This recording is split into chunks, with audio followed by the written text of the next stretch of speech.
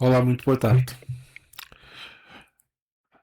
Estou de volta ao fim de umas semanas que tive ah, uma crise muito forte e que, devido à medicação que estava a tomar, não me sentia em condições de poder efetuar o estudo. Daí que tenho optado por fazê-lo somente agora que as condições para mim são melhores e também me sinto mais forte para poder fazer o estudo com todos vós. Nós vamos para o capítulo, estamos no capítulo 3, desenvolvimento mediúnico, e hoje vamos estudar a terceira parte deste capítulo, do livro Missionários da Luz, pelo Espírito André Luiz, psicografado por Francisco Cândido Xavier. Mas antes, quero pedir ao nosso irmão maior, ao nosso Mestre Jesus, ao mentor deste trabalho, aos amigos espirituais, para que este momento de estudo seja de paz, de amor, de discernimento para todos nós. Para mim, para os amigos espirituais que estão junto de mim e também para vós quando ouvirvos a gravação. Obrigado, Jesus, e ficai connosco agora e sempre. E que assim seja.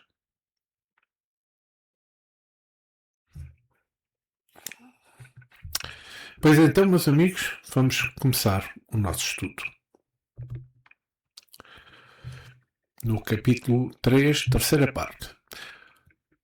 Antes de passar à leitura do texto propriamente dito, eu queria dizer que na segunda parte deste capítulo 3, ou seja, no estudo anterior, estudamos dois integrantes desta reunião mediúnica que inicialmente se queixaram de não ter a assistência dos benfeitores espirituais como nós estudamos, como nós vimos. O instrutor Alexandre e também André Luiz mostraram os motivos por que tal acontece e que esses companheiros estão envolvidos em muitos vícios. Para o primeiro caso que vimos, por motivos sexuais, por motivos de alcoolismo, e que vamos estudar hoje por motivos de má alimentação. Vamos então passar ao estudo.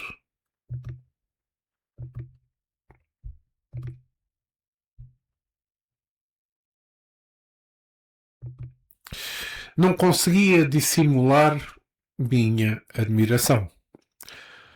Alexandre indicava os pontos enfermiços e esclarecia os assuntos com sabedoria e simplicidade tão grandes que não pude ocultar o assombro que se apoderava de mim. O instrutor colocou-me em seguida ao lado de uma dama simpática e idosa. Após examiná-la atencioso, acrescentou: repare nesta nossa irmã. É candidata ao desenvolvimento da mediunidade de incorporação. Fraquíssima luz emanava da sua organização mental, e desde o primeiro instante notar-lhe as deformações físicas, o estômago dilatar-se horrivelmente e os intestinos pareciam sofrer estranhas alterações. O estômago dilatava-se horrivelmente e os intestinos pareciam sofrer grandes alterações. A gente vai falar disto. O fígado, consideravelmente aumentado, demonstrava indefinível agitação. Desde o duodeno ao sigmoide, notava-se anomalias de vulto. Gorgava a ideia de presenciar não o trabalho de um aparelho digestivo usual, mas sim de um vasto alambique cheio de pastas de carne e de caldos gordurosos, cheirando a vinagre de condimentação ativa. Em grande parte do ventre superlotado de alimentação, viam-se muitos parasitas conhecidos, mas além deles divisava outros corpúsculos semelhantes a lesmas voracíssimas, que se agrupavam em grandes colónias, desde os músculos e as fibras do estômago até à válvula ileocecal. Semelhantes parasitas atacavam os sucos nutritivos, com assombro potencial de destruição. E vou parar o texto aqui, fazer um pequeno comentário. Fazendo um pequeno comentário a isto que li, vamos lá ver. Aqui estamos a entrar num outro caso, o de psicofonia, onde Alexandre, o mentor Alexandre, descreve a observação espiritual de um perispírito com graves deformações no aparelho digestivo. A descrição aponta para as consequências energéticas e físicas de uma alimentação inadequada, acumulando parasitas e resíduos nocivos, refletindo o estado mental do espírito. Quais são os pontos principais desta parte que eu li? As deformações perispiríticas, ou seja, o fígado, o estômago, apresentavam uma dilatação, uma agitação, indicando reflexos de desequilíbrios, sim, na organização mental. Sobre a metáfora que ele menciona do alambique, o aparelho digestivo é comparado a um vasto alambique, com caldos gordurosos e cheiro a vinagre, sugerindo fermentação e impurezas. E estas parasitas e lesmas que é falado aqui no texto indicam sobretudo um estado de contaminação espiritual, mas também um estado de contaminação orgânica. Este texto reflete também a visão espírita de que o corpo físico e perispírito acumula as consequências dos hábitos alimentares e mentais prejudiciais. Emmanuel, no livro Pão Nosso, na lição 134, ele mencionou: há vícios de nutrição da alma tanto quanto existem na alimentação do corpo. Que importante estas palavras de Emmanuel.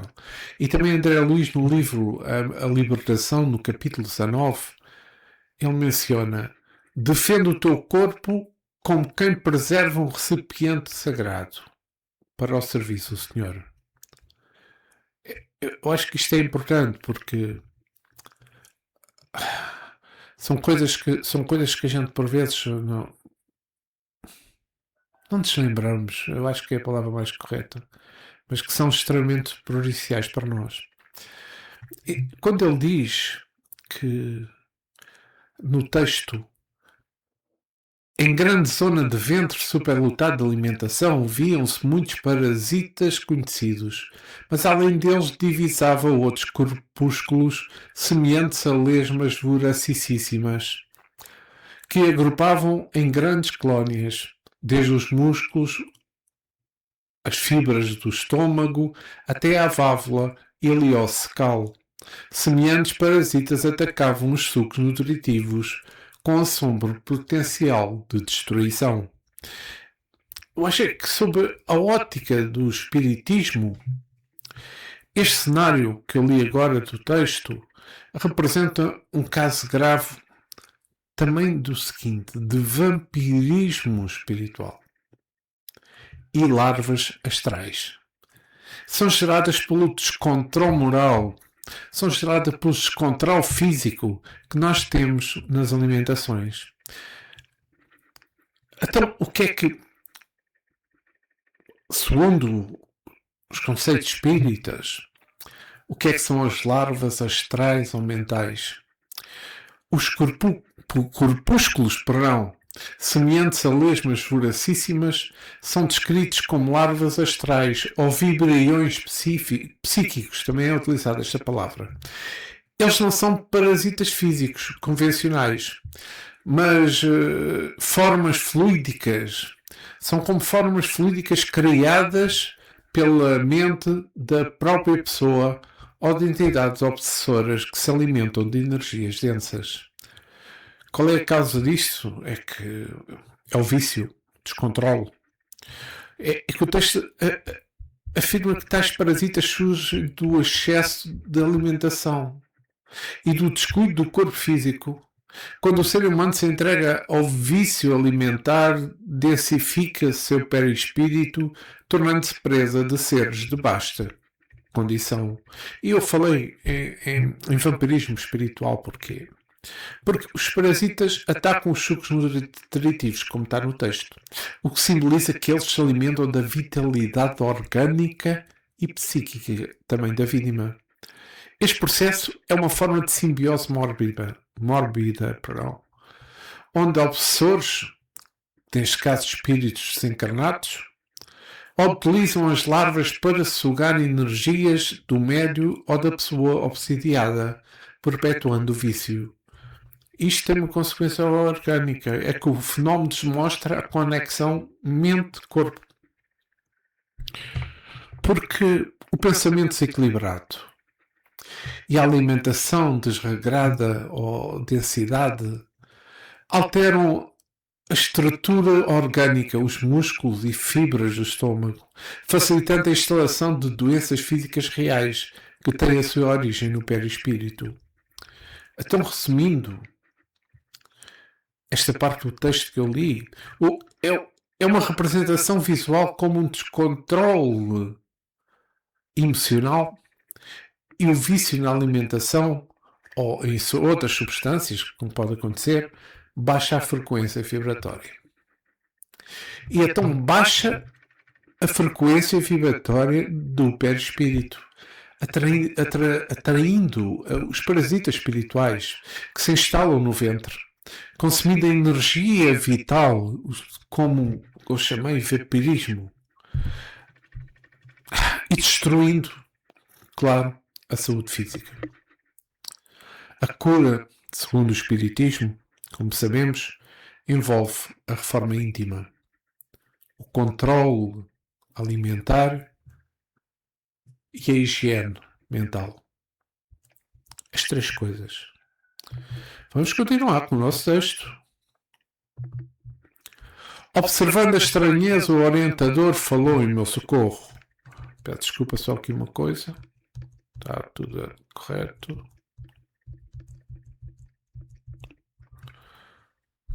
Temos aqui uma pobre amiga desviada nos excessos da alimentação. Todas as suas glândulas e centros nervosos trabalham para atender a exigência do sistema digestivo. Descuidada de si mesmo, caiu na glutonaria crassa, tornando-se presa de seres de baixa condição. E porque me conservassem em silêncio, incapacitado de argumentar ante ensinamentos tão novos, o instrutor considerou. Perante estes quadros, pode você avaliar a extensão das necessidades educativas na esfera da crosta. A mente encarnada engalanou-se com os valores intelectuais e fez o culto da razão pura, esquecendo-se que a razão humana precisa da luz divina. O homem comum recebe muito pouco e sente muito menos. Ante a inclusão dos conhecimentos novos em fase da onda regeneradora do espiritismo que banha as nações mais cultas da Terra angustiadas por longos sofrimentos coletivos. Necessitamos acionar as melhores possibilidades de colaboração para que os companheiros terrestres valorizem as suas oportunidades benditas de serviço e redenção. Aqui vou fazer só uma coisinha, um apontamento muito breve. Pronto.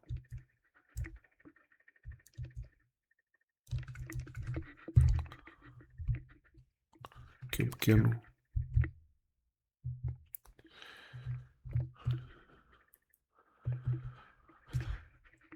Porque eu acho bastante interessante mesmo estas palavras de Alexandre sobre a espiritualidade. E realce que isto refere-se ao século passado. Mas para mim, tem muitas semelhanças no que se passa atualmente neste século XXI. Ele refere a necessidade dos encarnados a ampliar a sua visão. O instrutor Alexandre menciona que o que representa um diagnóstico profundo sobre a situação espiritual e educacional da humanidade na Terra, a esfera da crosta, como ele disse.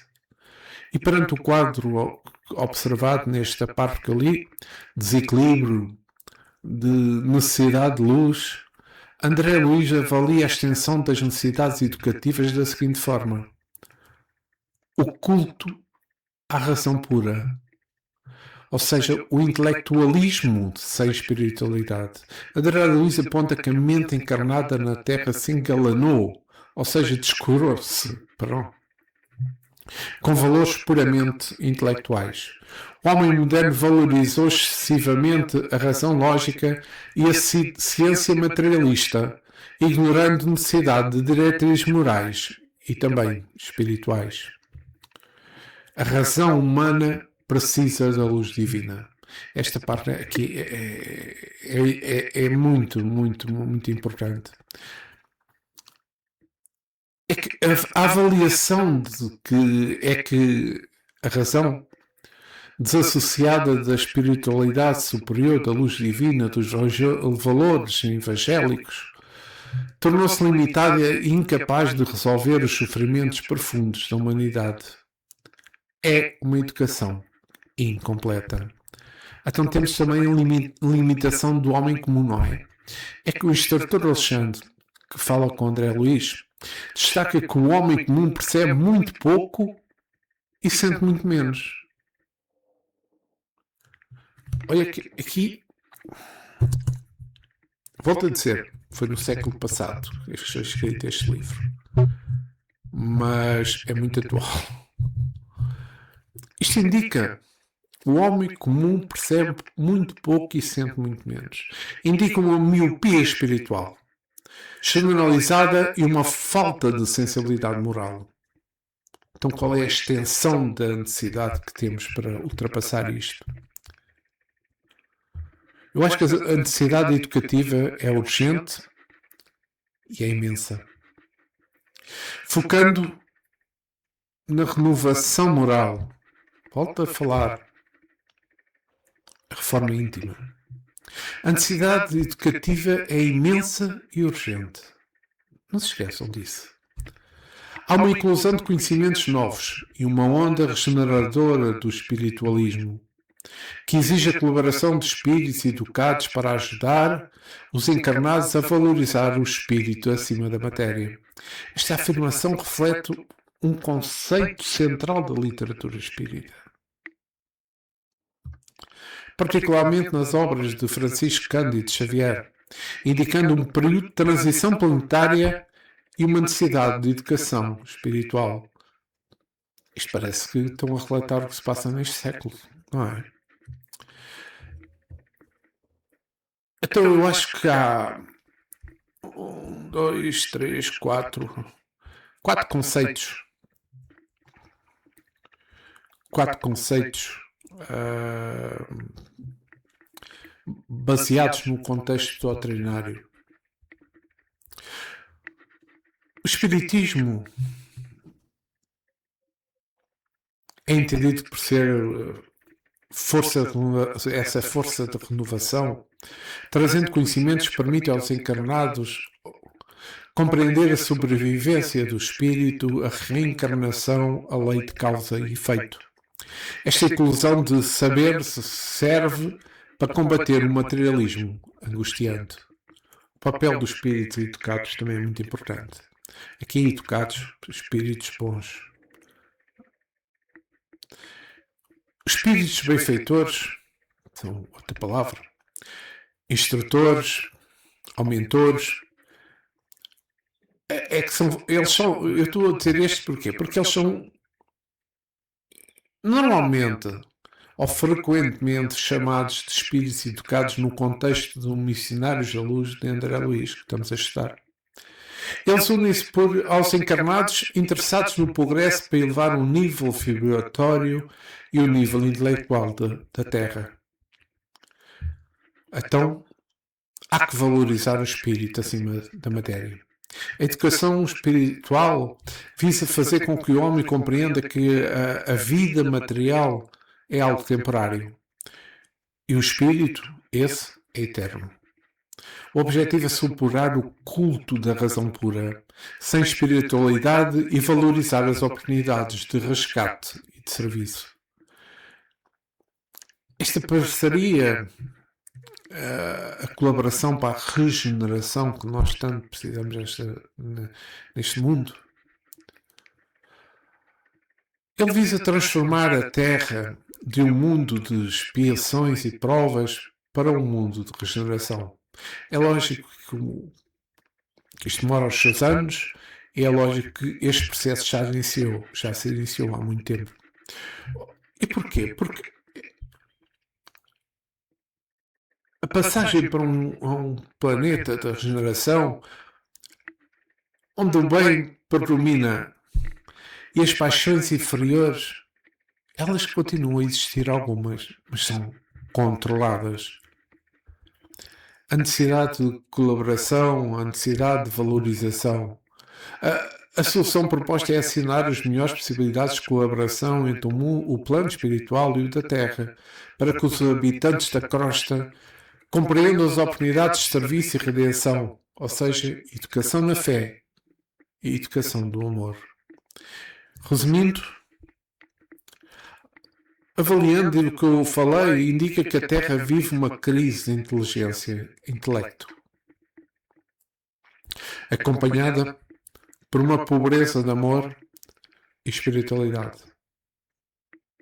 exigindo educação aos valores dos sentimentos e à conquista imortal. Outra parte que eu achei para destacar neste último trecho que eu li deste capítulo 3, o homem comum percebe muito pouco e sente muito menos. Ante a inclusão de conhecimentos novos em fase da onda regeneradora do espiritismo, que banha as nações mais cultas da Terra, angustiadas pelos sofrimentos coletivos, necessitados acionar as melhores possibilidades de colaboração para que os companheiros terrestres valorizem as oportunidades benditas de serviço e redenção. Foi o que o instrutor Alexandre mencionou. Aqui o destaque, neste parágrafo ali, é realmente a necessidade urgente do despertar espiritual perante a renovação do conhecimento. Apela à colaboração mútua para valorizar a reencarnação como oportunidade de serviço e redenção face ao sofrimento coletivo. A realidade é que o homem comum vive alheio à realidade espiritual, percebendo e sentindo um pouco as verdades mais profundas. A onda espiritual regeneradora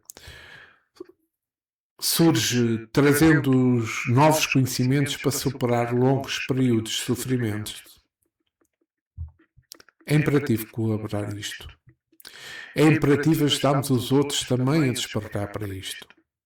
Valorizando o serviço, valorizando a reencarnação como meios de evolução e como meios de redenção. Eu acho que esta parte ali acaba por ser uma mensagem, é um convite à reflexão. Reflexão para todos nós.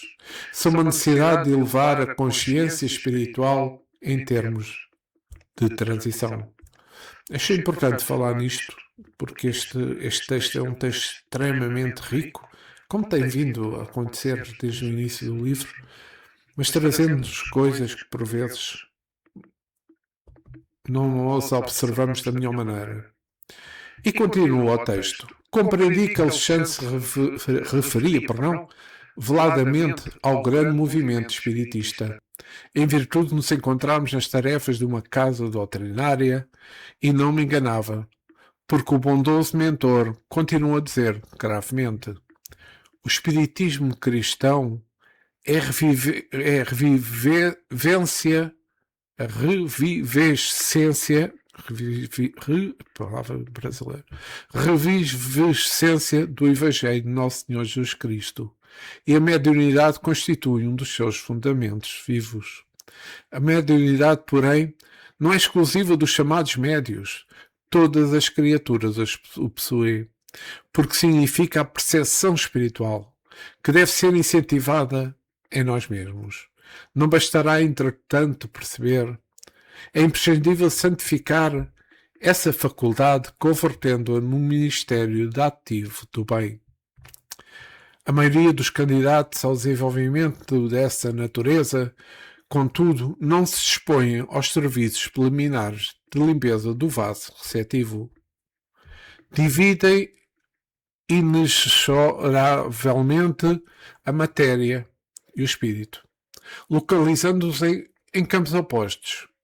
Quando nós, estudantes da verdade, ainda não conseguimos identificar rigorosamente as fronteiras entre um e outro, integrados na certeza de que toda a organização espiritual, toda a organização universal se baseia em vibrações puras. Inegavelmente, meu amigo, e sorriu, não desejamos transformar o mundo em cemitério de tristeza e desolação. Atender à santificada missão do sexo no seu plano respeitável, utilizando um aperitivo comum, fazer a boa refeição de modo algum significa desvios espirituais. No entanto, os excessos representam desperdícios lamentáveis de força, aos quais retém a alma dos círculos inferiores.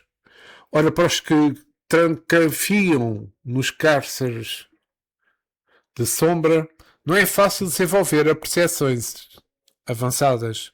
Não se pode cogitar de mediunidade construtiva sem o equilíbrio construtivo dos aprendizes no sublime ciência do bem viver. Vou parar o texto aqui.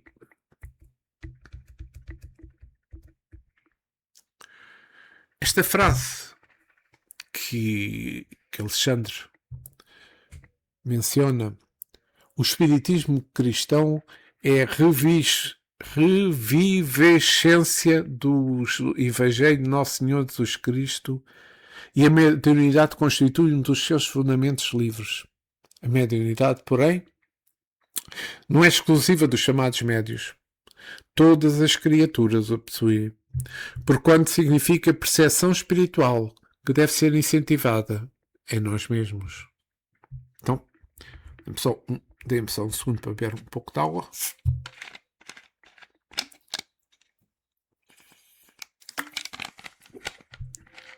Depois fechamos. O instrutor Alexandre, ele aqui está-nos a explicar, neste parágrafo ali, está-nos a explicar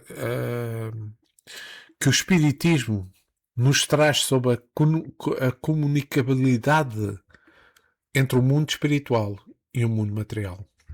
Então, as explicações das leis naturais que os espíritos nos vão trazendo, fenómenos que Jesus e os seus apóstolos são atualmente de melhor entendimento, apesar de ainda não estarmos preparados para receber esses conhecimentos de forma absoluta.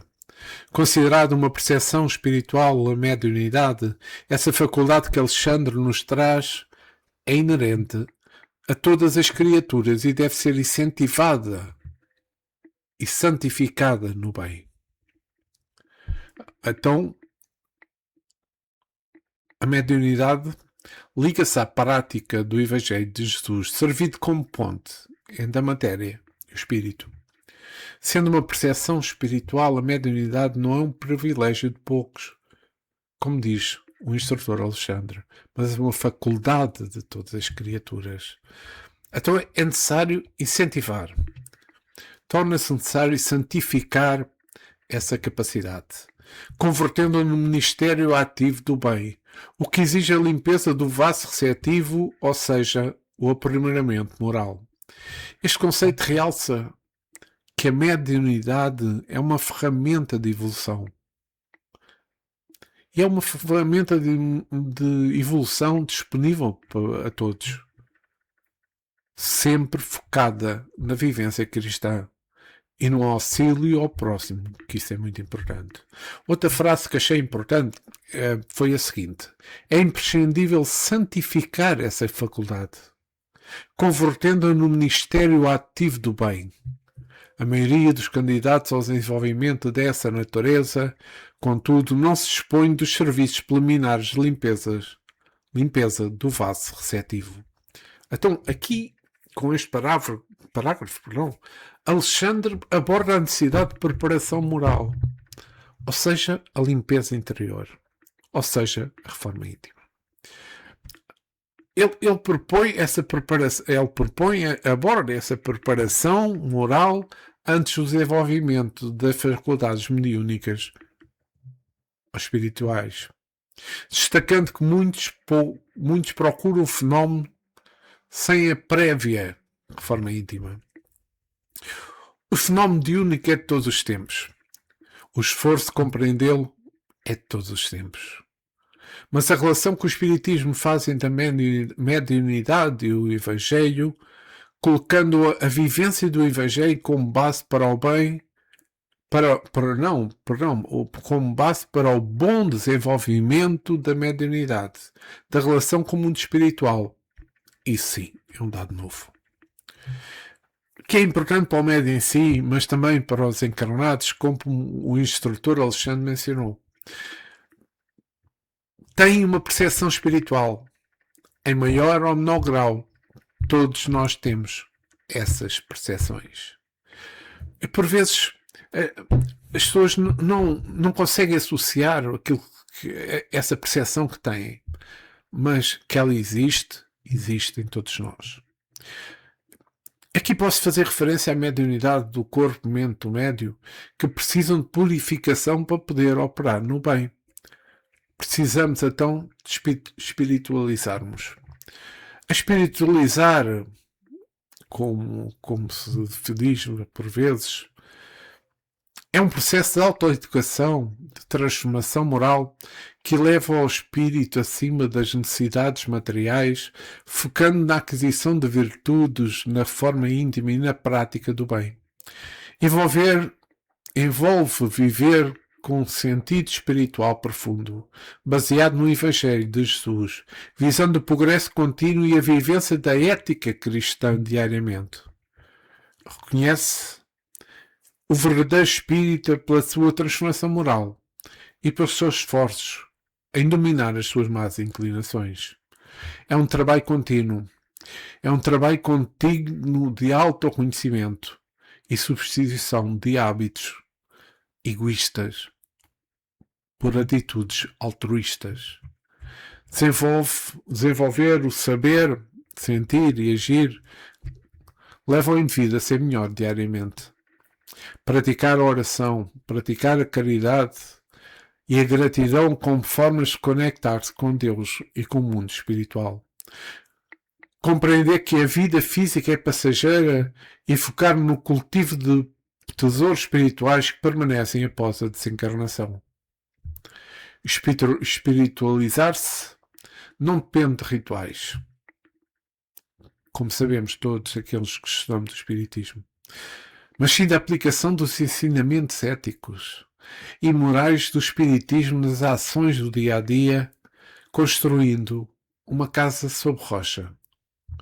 Volto a frisar a reforma íntima, o desapego, a educação das paixões inferiores antes de se optar para a prática mediúnica, a procura pelo desenvolvimento mediúnico sem o esforço de melhorar moralmente, pois a santificação da faculdade existe a conversão da mesma num instrumento de serviço ativo ao próximo, baseando-se em vibrações puras que não apenas na curiosidade. Refirmo ao apelo pela responsabilidade moral no exercício da espiritualidade. Como sabemos, e segundo o Espiritismo, a responsabilidade moral é proporcional ao conhecimento adquirido e aumenta à medida que o espírito evolui e compreende as leis divinas. O exercício espiritual não é apenas uma prática contemplativa, mas um compromisso prático, de reforma íntima, de amor, de trabalho no bem, Quem possui a luz do conhecimento espírita tem maior responsabilidade sobre os seus atos, não podendo alegar ignorância perante as leis da causa e efeito. Outra frase que achei extremamente interessante, que vou aqui só um pouco, peço desculpa, saltei.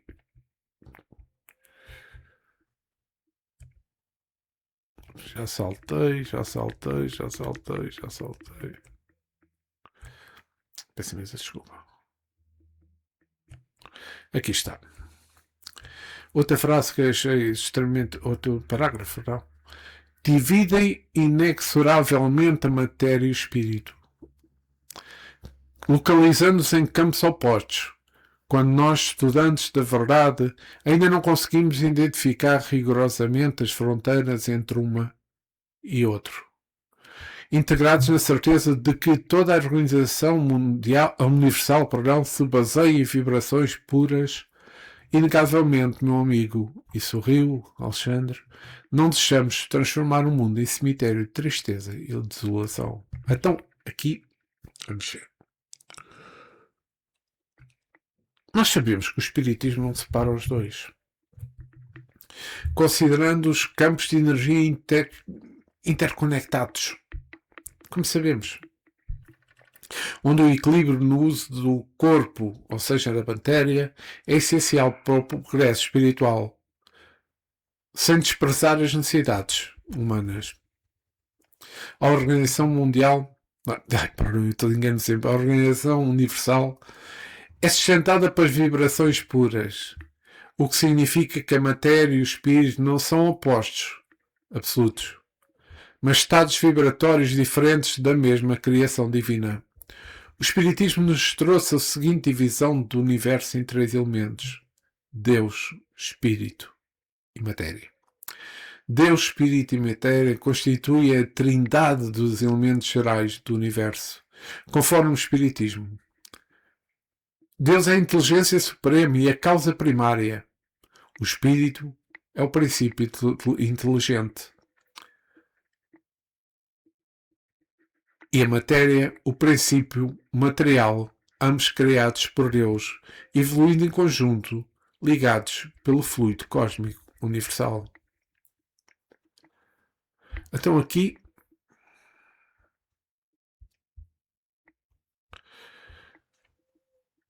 vou passar o outro parágrafo. Atender a santificada missão do sexo no seu plano respeitável, usar um aperitivo comum, fazer uma boa refeição e em modo algum significa desvios espirituais. No entanto, os excessos representam desperdícios lamentáveis de força e quais que retêm a alma nos círculos inferiores. Esta citação, possivelmente da obra de André Luiz, defende o equilíbrio das experiências físicas. Ele fala aqui do sexo e da alimentação como natural, mas alerta para o seguinte: é claro que é natural, mas alerta para o seguinte: alerta para o excesso que dissipa energias vitais, prendendo o espírito a vibrações inferiores e limitando o seu desenvolvimento espiritual. Viver a sexualidade e o prazer alimentar com respeito não é pecado, nem é desvio. O absurdo destas experiências por causa perda de energias, ou seja, forças. A falta de moderação retém o espírito em planos vibratórios mais baixos, dificultando a sua evolução espiritual e a mediunidade construtiva. Resumindo, esta mensagem que li, ela foca-se na lei de causa e efeito e na importância do equilíbrio bem viver para o progresso da alma. Há outro parágrafo que eu também achei interessante, que é: ora, para os que trancanfiam nos cárceres de sombra, não é fácil desenvolver as percepções avançadas. Não se pode cogitar de mediunidade construtiva sem o equilíbrio construtivo dos aprendizes no sublime ciência do bem viver. Esta frase, que é do livro, destaca que a mediunidade construtiva exige o equilíbrio interior. O mentor Alexandre explica que os espíritos enfermos ou desorientados, que são nos cárceres de sombra, necessitam de educação e reabilitação, não de advertências austeras para evoluir. É porque isto aqui torna-se bastante importante. Ele acaba por destacar a necessidade do treino, da calma, tratando os espíritos necessitados com paciência educativa. Ele sublinha que os amigos não são necessariamente maus, mas estão desorientados, sendo necessário ajudá-los na evolução. É tão simples e tão complicados ao mesmo tempo. Usar as forças e recursos em equilíbrio. Como ainda somos tão ligados à matéria, isso se torna um grande desafio para nós.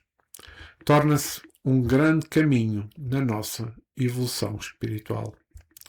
E vou voltar ao nosso texto. Oh! Exclamei. E por que motivo não dizer tudo isto aos nossos irmãos congregados aqui? Porque não adverti-los austeridamente? Alexandre sorriu benévolo e acentuou. Não, André, tenhamos calma. Estamos no serviço de evolução e adestramento. Nossos amigos não são rebeldes ou maus, em sentido voluntário. Estão espiritualmente desorientados e enfermos. Não podem transformar-se de um momento para o outro. Compete-nos, portanto, ajudá-los no caminho educativo. Então, após André Luiz mencionar o porquê de não advertir os irmãos ali reunidos, Alexandre destaca a necessidade de compaixão e paciência no auxílio espiritual. Os amigos citados não são interiormente maus, mas encontram-se desorientados e doentes, como ele mencionou, necessitando de suporte paciente na sua evolução, em vez de julgamento. Não é um ato de maldade voluntária, mas é sim um momento de desorientação espiritual e doença da alma.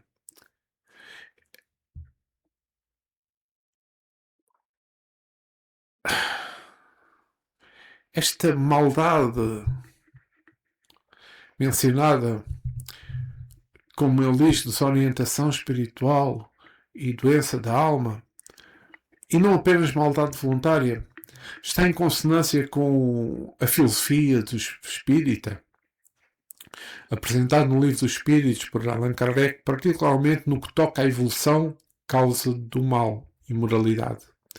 Os espíritos superiores esclarecem que o mal não é uma essência, mas sim uma ignorância transitória e resultado do mau uso do livre-arbítrio por espíritos ainda imaturos. A maldade é, portanto, vista como um estado temporário, decorrente da falta de compreensão das leis divinas.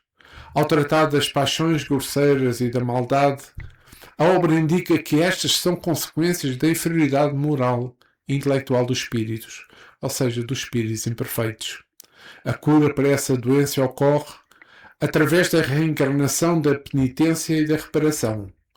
Espíritos ligados ao mal ou com apego a coisas materiais sofrem desorientação ou perturbações após a morte, ou seja, após a desencarnação. Este estado de confusão, esse estado de enfermidade, é uma consequência natural de não ter cultivado o bem durante a vida.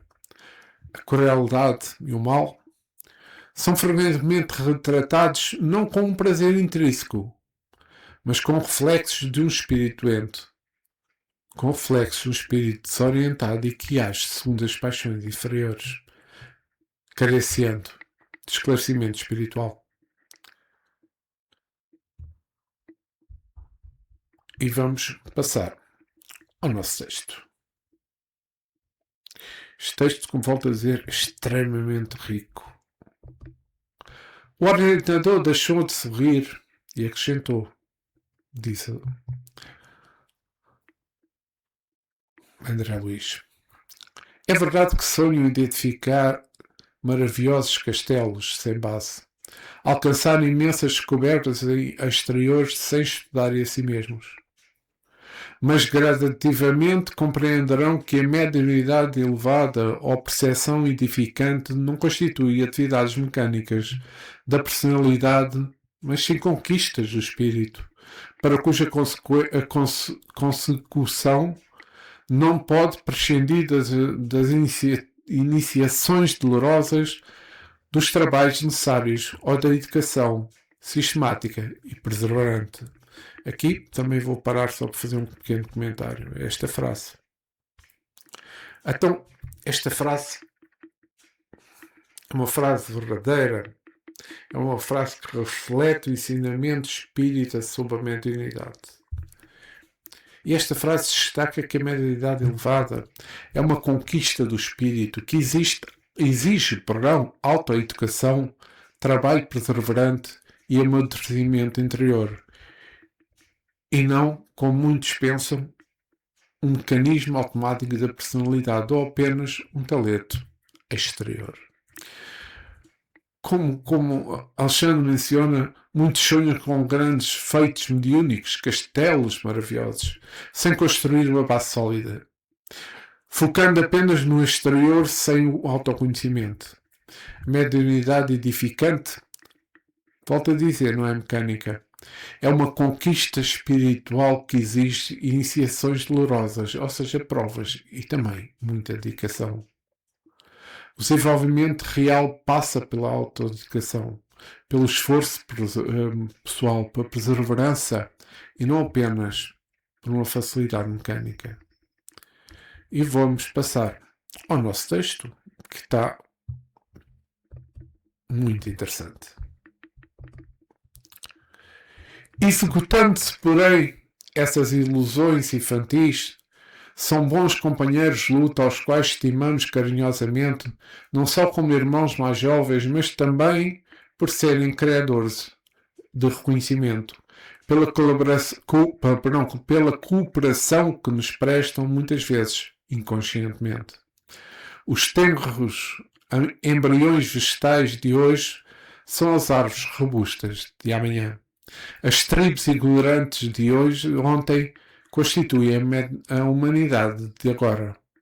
Por isso, todas as nossas reuniões são proveitosas, e ainda que os seus passos sejam vacilantes na senda, tudo faremos para defendê-los contra as perigosas malhas do vampirismo. E aqui chegamos ao fim do nosso texto, mas antes quero fazer um comentário. Porque esta última parágrafo Alexandre mostra com carinho e proteção dos médios iniciantes, ou, como às vezes se diz, menos experientes, valoriza a cooperação inconsciente deles. Vê-los como o futuro da humanidade, enquanto a equipe espiritual os defende de obsessões, ou seja, de vampirismos. Os mentores encaram os médios iniciantes como irmãos mais jovens, e são, na realidade, mostrando o afeto, o reconhecimento, apesar das ilusões ainda infantis, ou seja, sobre a imaturidade espiritual. A metáfora tenros embriões vegetais indica a crença na evolução futura destes espíritos para árvores robustas. A equipe espiritual compromete-se a defender esses trabalhadores, mesmo com passos vacilantes do vampirismo. O contexto refere-se a sessões mediúnicas. Apesar das poucas realizações técnicas imediatas, o intercâmbio é útil para o desenvolvimento e proteção de todos os médios. Ou seja, o desenvolvimento mediúnico em síntese, de tudo o que se falou, eu posso realçar o seguinte. A mediunidade, embora tenha o seu caráter fisiológico, necessita de aprimoramento moral, a fim de que possa ser efetiva utilidade para a humanidade. Para o seu efeito, para o seu efetivo conhecimento e aperfeiçoamento, necessitamos que sempre de estar a estudar, a conhecermos, a nos melhorarmos e sempre estar a pesquisar, realizando o trabalho amoroso para nós próprios, mas também para aqueles que nos são próximos. Sempre no processo de estudar, aprender, trabalhar de forma consciente das responsabilidades, com humildade. Sendo a mediunidade uma característica intrínseca do espírito imortal e por isso mesmo trabalhada ao longo dos séculos da nossa existência, tornando-se por isso mesmo precioso recurso para a nossa evolução, para a nossa melhoria. O corpo que moldamos na presente existência pode ou não filtrar as condições mediúnicas, pois para muitos, em vez de ser um instrumento de melhora, pode ser de desonra. Como todos sabemos, fora da caridade não há salvação. Ou seja, procuremos conter a ansiedade natural de sabermos qual a nossa mediunidade, pois na verdade, uma vez que, e com as características do espírito, ela só pode ser filtrada se for necessário ao nosso progresso. Confiamos em Deus. O médio tem por obrigação estudar muito, observar atentamente e cuidar da sua própria iluminação. Escreveu Kardec. E, meus amigos, chegamos ao fim desta terceira parte que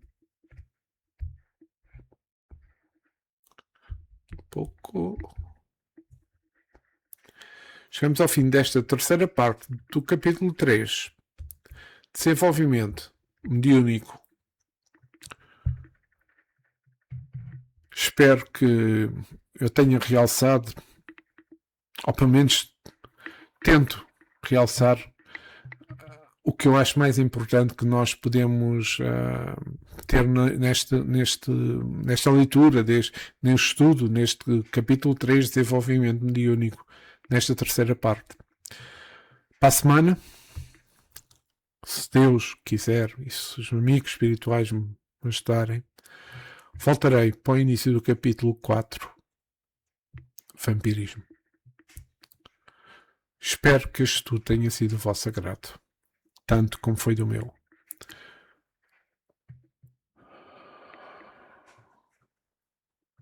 Jesus, obrigado por teres estado connosco e que permaneças connosco agora e sempre, e que assim seja.